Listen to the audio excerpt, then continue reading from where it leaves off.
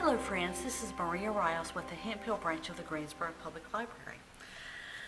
Today we're going to talk a little bit about canvas painting. This is a fun activity, can make you feel sort of like a real artist, and your project can be something that you can display in your room for decoration, your locker at school, whatever you like to do. So let's look at what we need. The first thing you'll need is some canvas. This is just a sort of a fabric covered board, sealed on the back. Sometimes you can see the wooden frame, sometimes it's just a flat board on the back. They come in a lot of sizes and they are available at a lot of stores locally. You'll need some acrylic craft paint. All kinds of colors are available. You'll need some brushes to apply your paint, different sizes. Little brushes are good for details. Bigger brushes if you're painting the whole background a solid color before you add anything else. And some other sizes in between. Now you don't have to use a paintbrush to put paint onto your canvas. There are some other tools that you might have around your house that are fun to use. You can use little sponges. This is like a makeup sponge, but you could use a kitchen sponge, and that will give you a different kind of texture to your painting. You can use some cotton balls, and I'll show you something I did with those in just a moment. For smaller spots, dots, circles, you can use Q-tips. Also for smaller circles, you can use the back of your paintbrush instead of the brush end. Once you have some paint on your canvas, the cool thing about acrylic paint is that you can move it around to create some different textures. So some of the things that you could use to do that would be something like a comb, an inexpensive comb. You can move the paint around your canvas to make lines and patterns. You could use something like a cork or another kitchen item to make designs in circles. You could even use this happens to be an old gift card, but any kind of a hard plastic piece, you can swirl and spread around the paint for some different results. Here are a few other things that you might need. If you're going to mix your colors, if you're starting with just some basic colors and you want to mix them to make different shades or tints, then you might need a plate, a paper plate or disposable plate to do that. You might want a pencil and a ruler. If you want to sketch out a design before you start painting, you can do that, or you can just paint freehand. Another great thing about canvas and acrylic paint is you can use other artist materials with it. So you can always use permanent markers or other things on top of your paint to add some different results.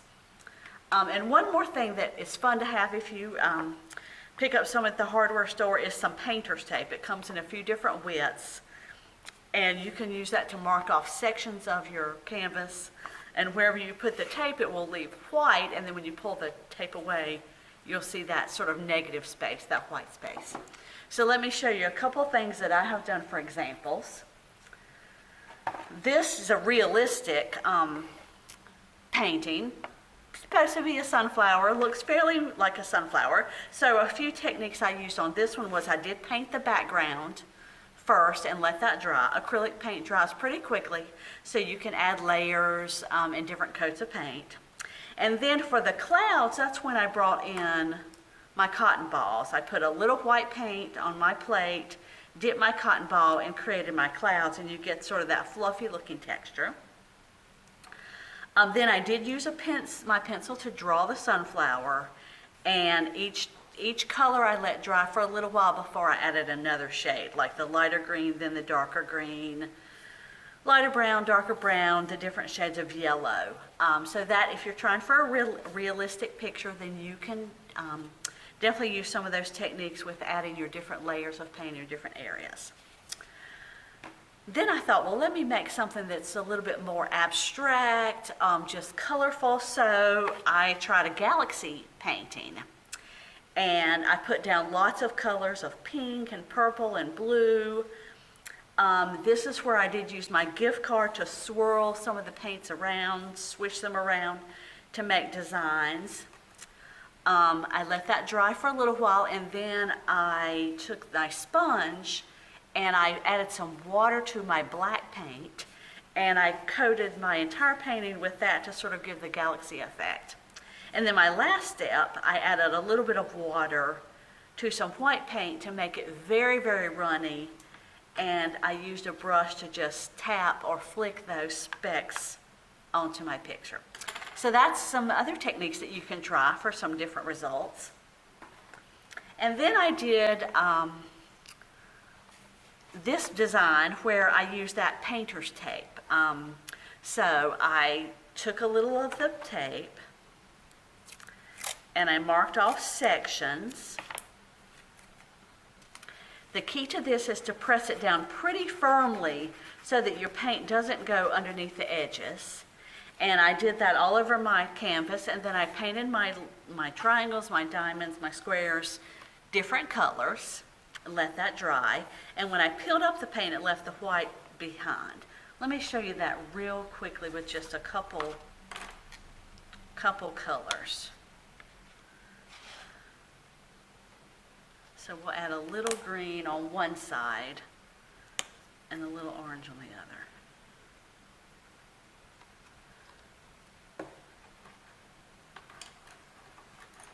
So remember, your different brushes are good for different areas. So a sort of smallish brush for this little triangle here.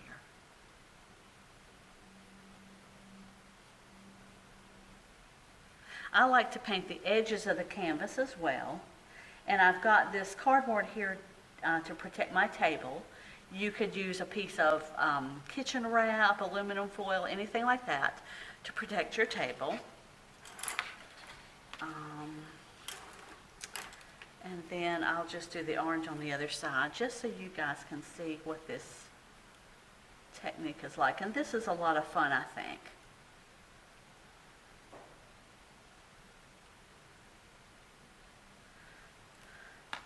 All right, and then before that dries, I will peel it up, and you can see that you get the different sections of color. So you could do that across your entire canvas. Then I added black for my initial, my letter. I did trace this with pencil, and then for this I did draw over the pencil with the black marker before I filled it in with paint.